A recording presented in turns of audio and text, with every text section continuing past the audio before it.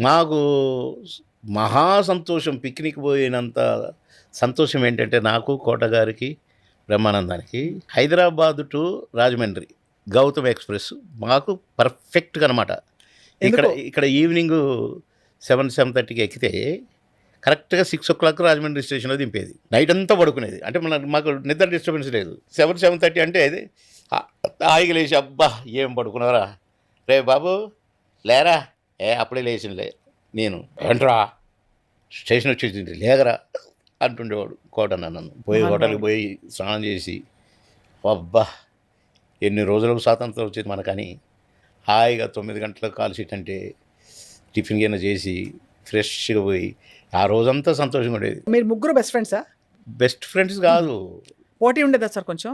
అసలే ఉండేది కాదు. అస్సలు కొద్దిగా వద్దులే. అంటే కొంచెం ఆహా! ఉండడం సహజం కదా సార్. ఇద్దరు పాడేవాళ్ళు ఉంటే ఉంటుంది, ఇద్దరు యాంకర్లు ఉంటే ఉంటుంది. వాళ్ళకి ఏది ఉంటే నాకెందుకండి. చాలా జరిగినాయి. చాలా జరిగినాయి కదా. జరిగినాయి. కానీ ఎవరితో ఎక్కువ? ఒక కోట దశలో గారితోటా, బ్రహ్మానంద గారితోటా? వద్దండి.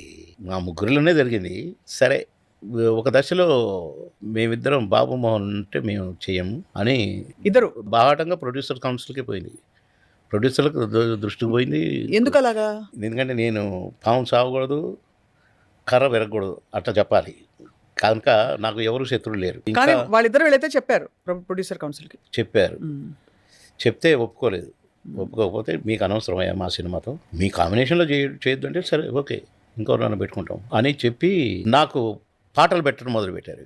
సిల్క్ స్మితతో పాట, డిస్కో శాంతితో, లేకుంటే జయలలితతో, సౌందర్య గారితో. సౌందర్యది అది వేరు మళ్ళీ. ఇక అందరు హీరోయిన్లతో చేసిన మళ్ళా. అవును. ఆమెనితో చేశాను సాంగ్. దాసర్ గారి సినిమే మాయాబజార్లో రేలంగి గారి క్యారెక్టర్ నేను, సావిత్రి గారి క్యారెక్టర్ ఆమెని. సుందరి నీ వంటి దివ్య స్వరూపం ఎందెందు వెదకిన లేదు కదా.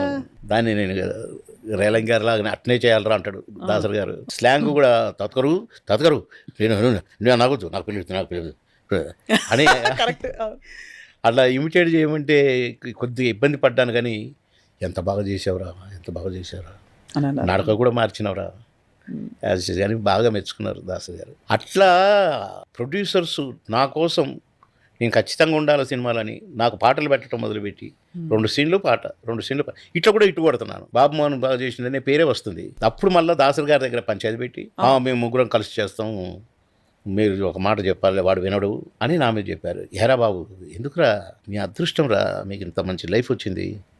అయ్యో గురుగారు నాదేం లేదు సార్, ఇందులో నేను ఎవరితోటి నటించడం చెప్పలేదు సార్, అది మీ దాకా ఎట్టొచ్చిందో నాకు తెలియదు. నేను ఎవరితో కుష్ఠరోగుడితో కూడా నటించడానికి రెడీ, వాడిని ముద్దు పెట్టుకోవడానికి రెడీ, అంతేగాని నేను వీళ్ళతో నటించను వాళ్ళతో నటించడం నేను ఎక్కడ అనలేదు సార్. అంటే హేరా కోట ఏంటి వాడు అట్లా మాట్లాడుతున్నాడు అనగానే రాజేంద్ర ప్రసాద్ గారు లేచి, మామయ్య గారు బాబుమోహన్ తప్పే లేదు, వీళ్ళదే తప్పు, వీళ్ళే నటించడం బాబుమోహన్ ఉంటే అన్నారు. అప్పుడు ప్రొడ్యూసర్లు ఈయనకు పాట 2 సీన్లు పెట్టడం మొదలుపెట్టారు. ఇది కూడా తట్టుకోలేక మళ్ళీ మీ దగ్గరికి ఇప్పుడు పంచాయతీకి వచ్చారు, నన్ను పట్టుకొచ్చారు మళ్ళీ అని చెప్తే అప్పుడు తిట్టి వాళ్ళని. ఎప్పుడైనా ఎదురుబడి ఓపెన్ కుల్లం కుల్లా డిషిం అంటే అసలు ఎప్పుడైనా నేను దానికి ముందు నన్ను ఎన్ని మాటలు అన్నా కూడా నేను నవ్వుతూ అసలు నేను పట్టించుకునేవాడిని కాదు. ఒక్కొక్కసారి బాధ అయ్యేది. కానీ సినిమా ఇండస్ట్రీలో ఇంత ఛాన్స్ ఇచ్చాడు దేవుడు. దీని వ్యక్తిగత కక్షలకు నేను అనవసరంగా టెంప్ట్ అయ్యి అంటే అనని, నాకు దేవుడేం అన్యాయం చేయట్లేదు కదా అని అనుకున్నాము.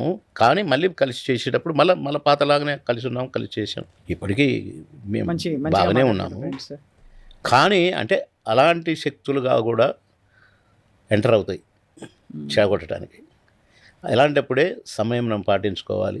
ఎవరి వృత్తి ఎవరి పని వాళ్ళు చేసుకుంటే బెస్ట్. సినిమా ఇండస్ట్రీ 4 కాలాల పాటు బెస్ట్గా ఉంటుంది అనే ఆలోచన నేను చెప్పేది. సార్ బాబుమోహన్ గారు, మీరు ఎంత సక్సెస్ చూశారో, ఇక్కడ ఎవరు ఆపలేనంత సక్సెస్, అంత ఖ్యాతి చూశారు ఇప్పటికీ. బట్ మీ వ్యక్తిగత జీవితంలో కష్టం కూడా చాలా చూశారు కదా చిన్నప్పటి నుంచి. అవును, మా అమ్మగారు 3వ తరగతిలో చనిపోయారు. మా నాన్న టీచరు. అమ్మని చాలా మిస్ అయ్యారు సార్. వరంగల్లో మా అమ్మ నాకు బాగా ఇష్టం. అంటే అమ్మ ఇష్టం లేనోడు ఎవరు ఉండరు. కానీ నేను స్కూల్ నుంచి రాగానే మా అమ్మ ఎక్కడ కూర్చుంటే అక్కడ కూర్చునేది. మా అమ్మ వంట చేస్తుంటే పక్కన కూర్చునేది.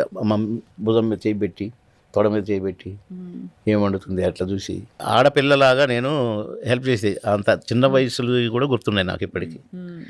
3వ తరగతి అంటే ఎంత చిన్న